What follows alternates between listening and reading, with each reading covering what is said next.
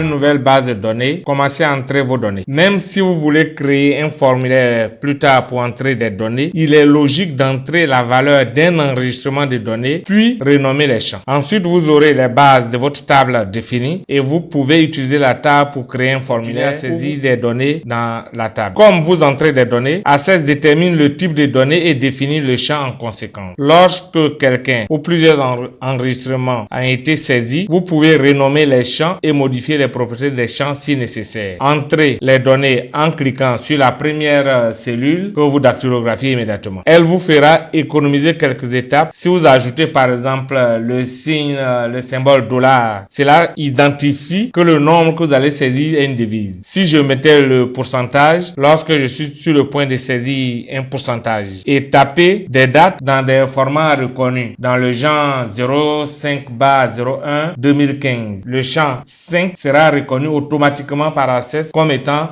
un champ de date. Puis Access, c'est le type de données que vous mettez dans le champ et vous n'aurez pas à définir le type de données plus tard. Après quelques entrées, après chaque entrée, appuyez sur la touche Tab au clavier ou vous tapez la touche Entrée pour passer à un nouveau champ. Par exemple, vous entrez le prénom, vous tapez la touche Tab, vous allez passer au champ 2 où vous pouvez rentrer le nom et vous tapez la touche Tab, vous passez également au champ 3 où vous tapez la fonction. Ici, sur notre figure, on montre que nous sommes en train de saisir la première ligne de données. Cela est matérialisé par le crayon que vous allez voir complètement à gauche qui montre que cette ligne est en cours de saisie. Et puis, vous avez aussi le champ en cours qui est disposé de la couleur, qui a la couleur jaune avec le vide blanc pour vous dire que c'est dans ce champ que nous allons saisir la prochaine information. Access utilise l'icône du crayon dans la bordure gauche de la rangée, aussi appelé le sélecteur d'enregistrement, pour indiquer que vous êtes en écriture. C'est en entrant ou modifiant des données que vous avez cela. Access met en italique également les données dans la cellule active et montre la colonne en jaune de sorte que vous pouvez facilement voir où Access met en italique également les données dans la cellule active et montre la colonne en jaune de sorte que vous pouvez facilement voir où vous êtes sur la feuille de données. Entrez des données dans autant de colonnes que vous pensez avoir besoin dans la table. Si vous souhaitez ajouter plus d'informations que ne peut afficher la cellule, continuez la saisie. Access peut stocker plus d'informations dans une cellule qui n'affiche dans les largeurs des cellules initiales. Vous pouvez facilement augmenter la largeur de votre colonne ou utiliser une petite boîte de zoom astucieux. Vous utilisez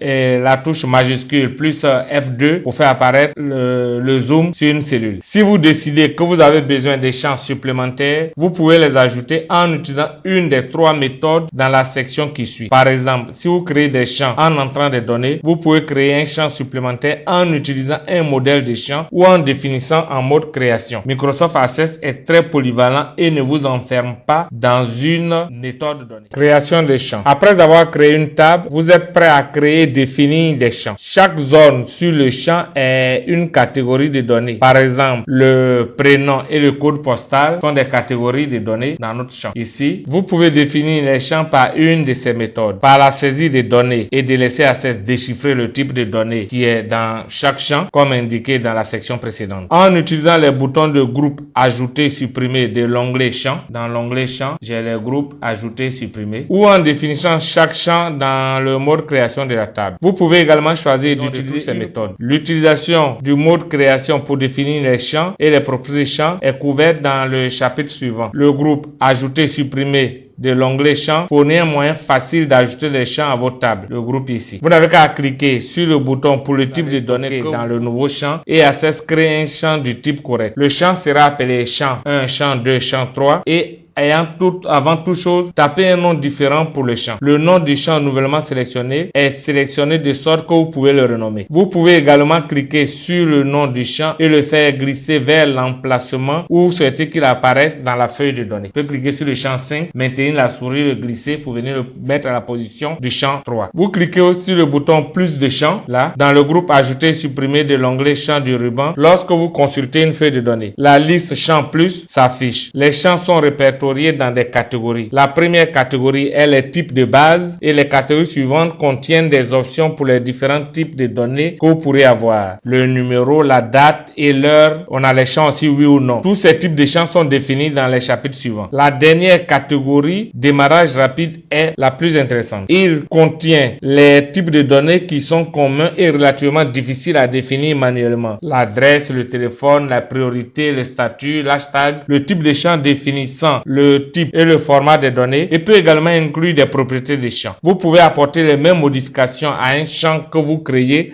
à l'aide d'un modèle de champ que vous pouvez faire à n'importe quel champ.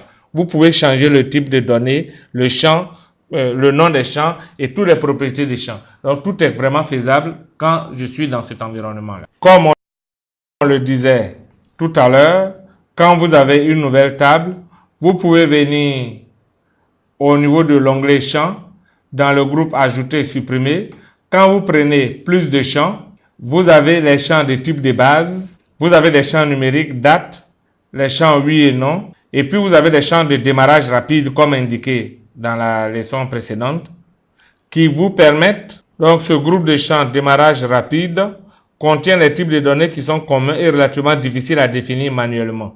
Nous avons les groupes comme l'adresse. Quand je prends ce groupe de champs adresse, vous voyez déjà qu'il m'a mis adresse, ville, département, code postal, région, ainsi de suite. Donc, en prenant simplement ce type de champ, les autres champs sont automatiquement insérés dans Access, dans ma nouvelle table que je suis en train de créer au niveau d'Access.